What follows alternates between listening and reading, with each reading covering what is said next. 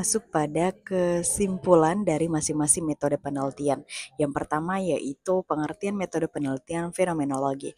Fenomenologi adalah salah satu pendekatan dalam penelitian kualitatif yang menempatkan fokus utama pada pemahaman, pengalaman, dan hidup manusia dari sudut pandang orang yang mengalaminya. Kata fenomenologi berasal dari bahasa Yunani yaitu phainemenon yang berarti apa yang tampak atau muncul dan logis yang berarti ilmu atau studi. Dengan demikian, fenomenologi adalah ilmu yang mempelajari tentang apa yang tampak bagi kesadaran. Fenomenologi berusaha mengungkapkan esensi pada pengalaman, yaitu inti dari pengalaman yang dimaknai individu secara subjektif. Metode ini menempatkan pengalaman manusia sebagai titik pusat penelitian, bukan sekedar dari data yang diukur atau diuji secara statistik. Analisis data fenomenologi tidak hanya sekedar mengumpulkan dan mengkategorikan data, tetapi juga melibatkan interpretasi yang mendalam untuk menemukan tema-tema sentral yang menggambarkan pengalaman partisipan.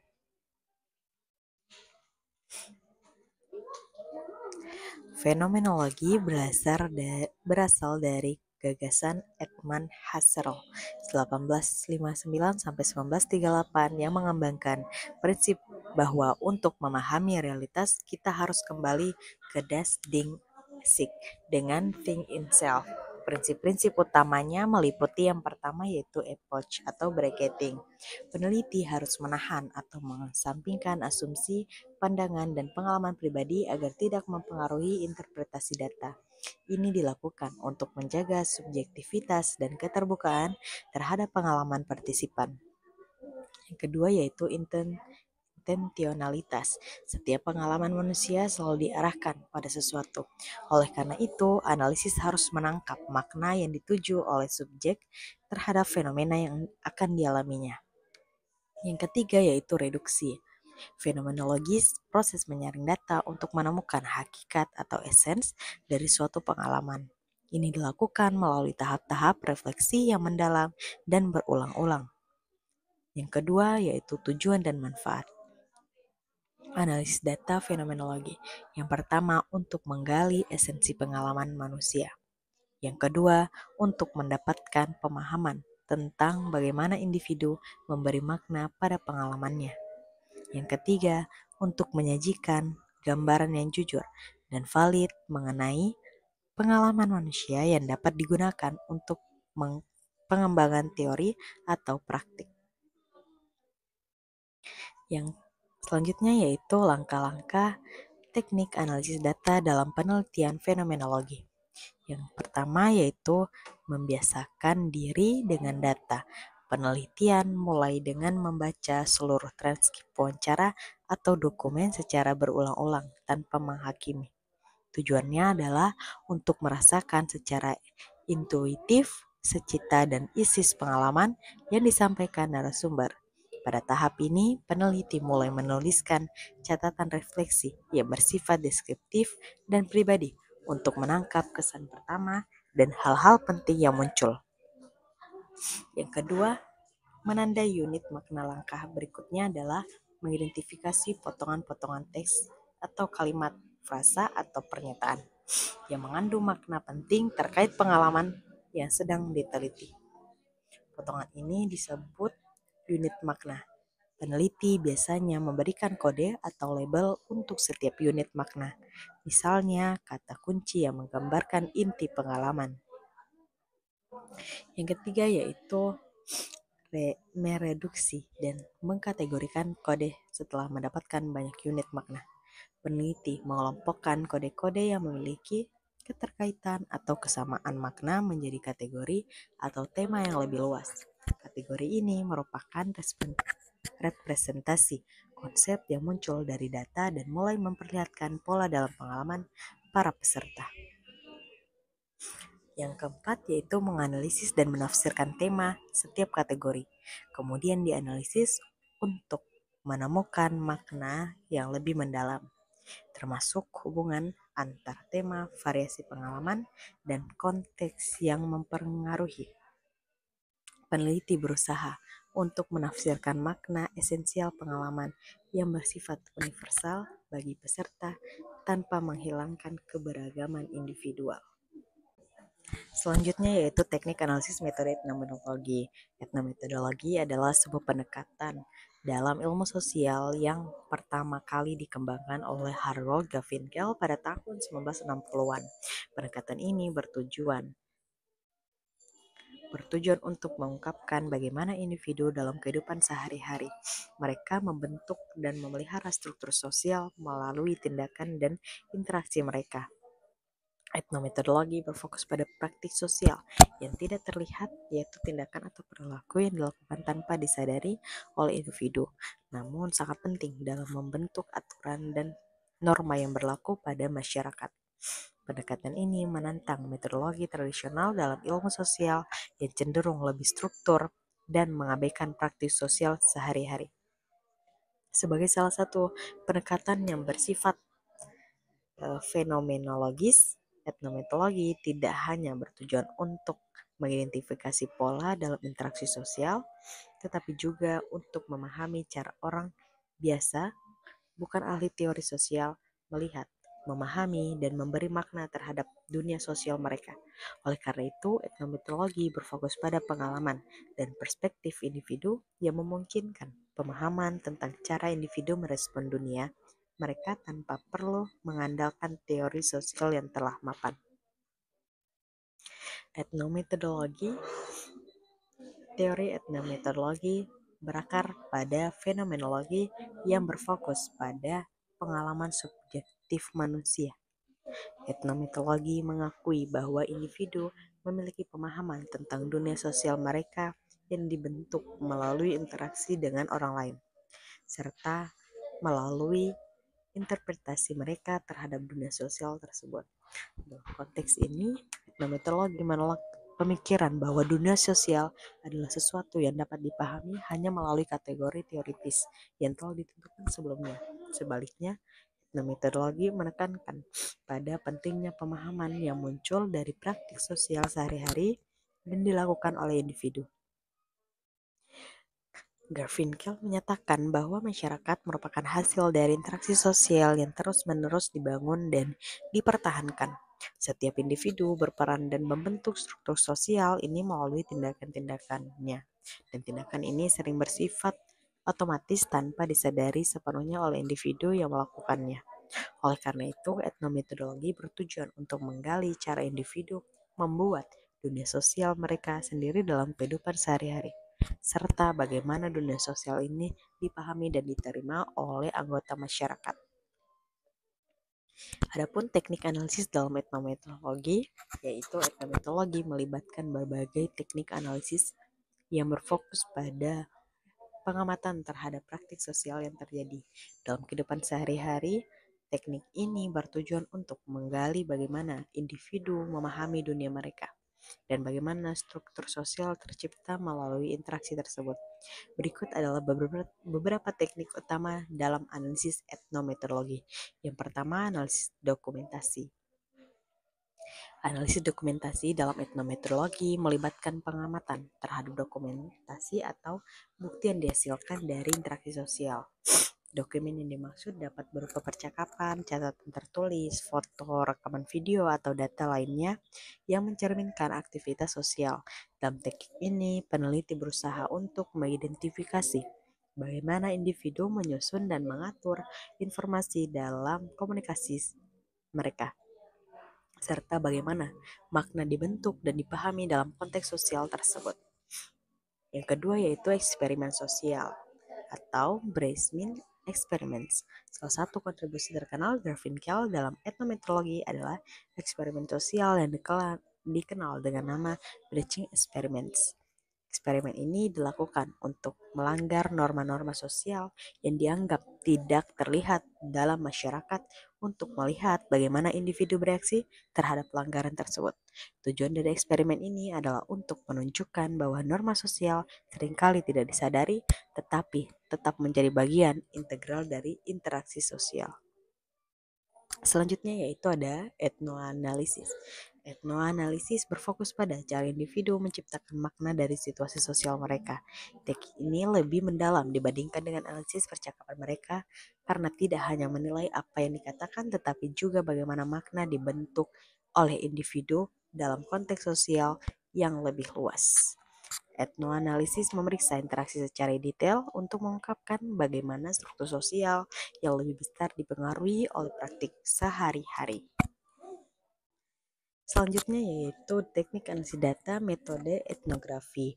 Etnografi adalah metode penelitian dalam ilmu sosial yang digunakan untuk mempelajari dan memahami kehidupan, budaya, kebiasaan, dan perilaku suatu kelompok atau komunitas secara mendalam melalui keterlibatan langsung dengan kelompok tersebut.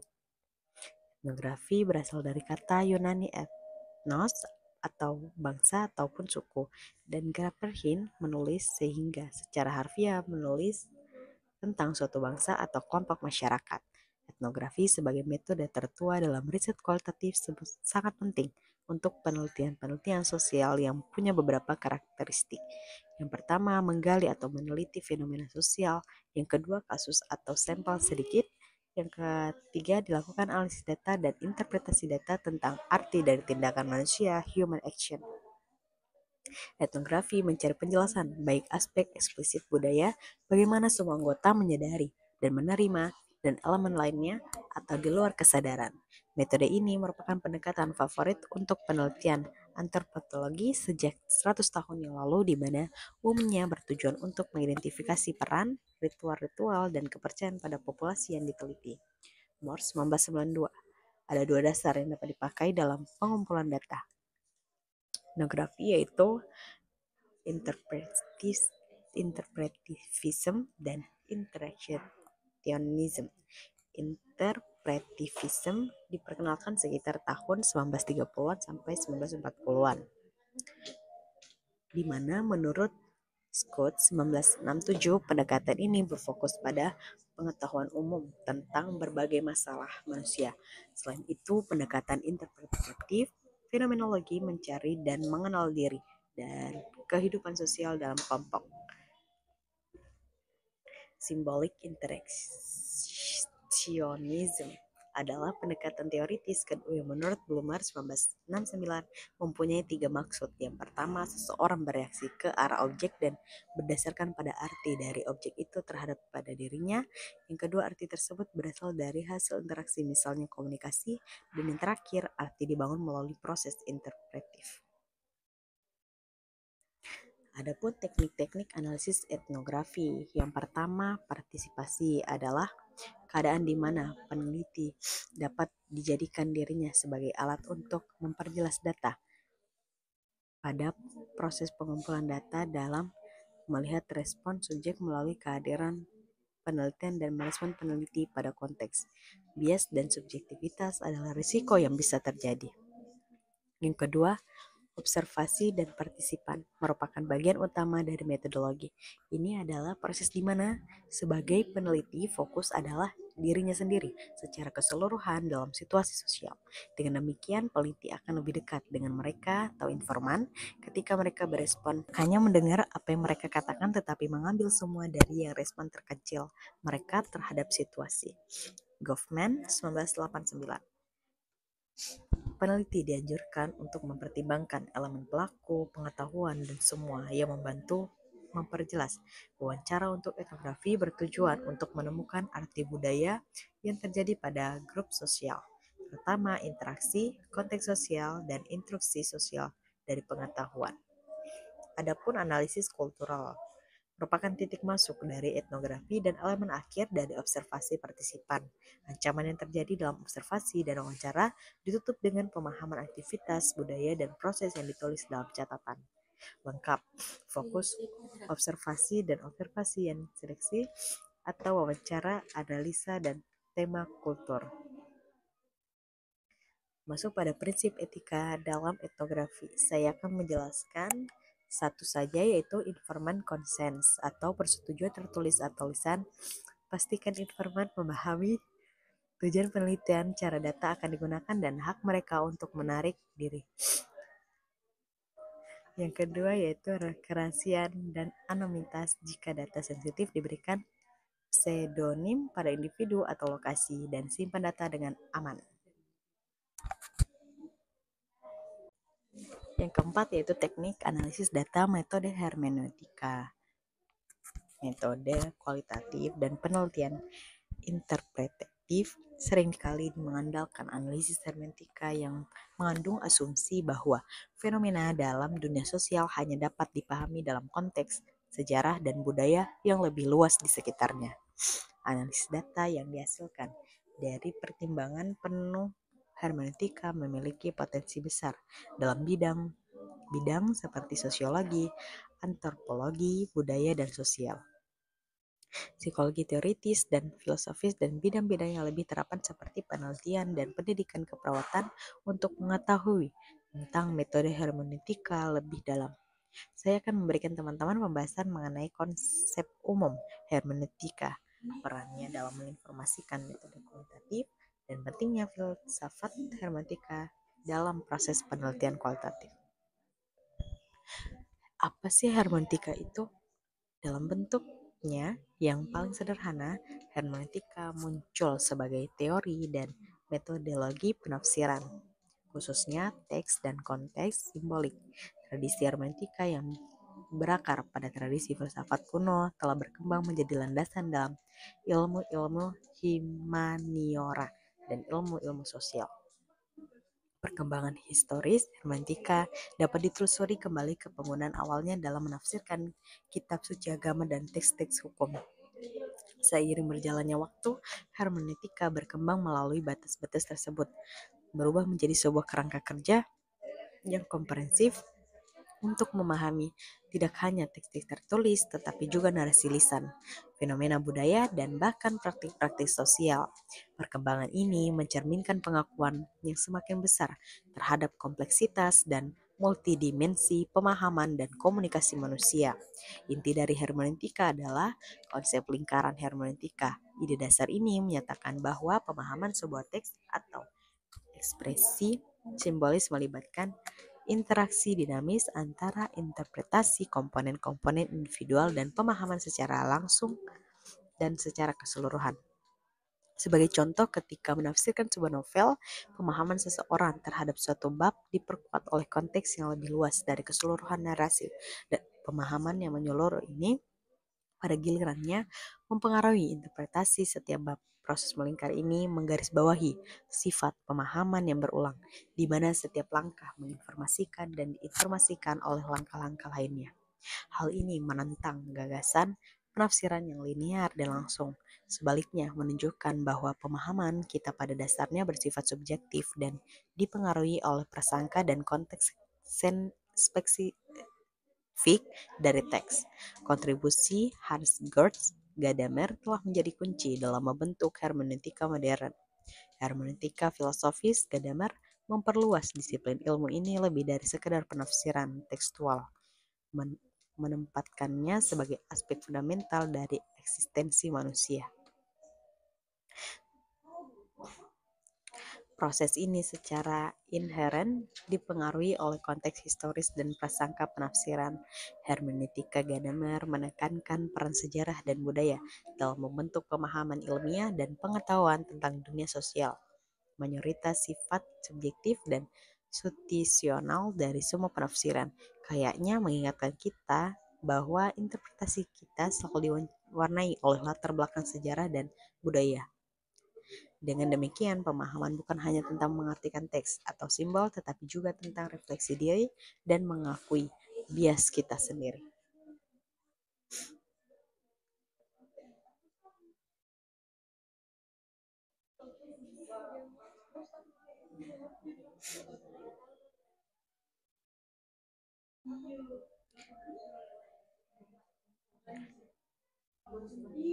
Dalam penelitian hermeneutika, peneliti menjadi partisipan aktif dalam proses interpretatif.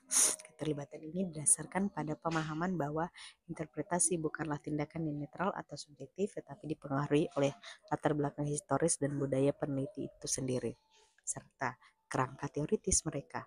Oleh karena itu, refleksivitas, proses merefleksikan dan memeriksa secara kritis bias, asumsi, dan dampak seseorang terhadap peneliti menjadi aspek utama penelitian hermeneutika.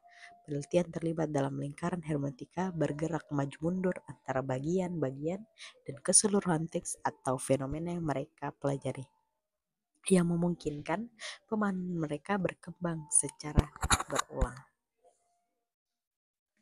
Selanjutnya yaitu etnografi. Etnografi adalah metode penelitian kualitatif yang berasal dari adaptasi metode etnografi. Etnografi merupakan gabungan dari kata internet dan etnografi yang mencerminkan fokus peneliti ini pada komunitas daring. Metode ini pertama kali dikembangkan oleh Robert Gozinets pada akhir tahun 1990-an dan kini menjadi salah satu metode penting dalam studi perilaku digital, pemasaran online, serta kajian budaya internet. Berbeda dengan etnografi klasik yang mengharuskan peneliti terjun langsung ke lapangan dan hidup berdampingan dengan komunitas yang diteliti. Dalam etnografi, pengamatan dilakukan secara virtual. Peneliti mempelajari aktivitas masyarakat yang terjadi dalam dunia maya, seperti diskusi di forum internet, interaksi di media sosial, percakapan di blog, dan berbagai platform lainnya. Etnografi bertujuan untuk memahami pola perilaku, nilai, norma bahasa, serta simbol yang digunakan dalam interaksi online. Peneliti dapat memilih untuk melakukan observasi pasif, yaitu hanya mengamati tanpa ikut berpartisipasi, atau partisipasi aktif, yaitu ikut berinteraksi dalam komunitas untuk menggali pemahaman yang lebih dalam. Selain itu, etnografi sangat penting untuk memahami bagaimana manusia membentuk identitas digital dan membangun relasi sosial di lingkungan virtual.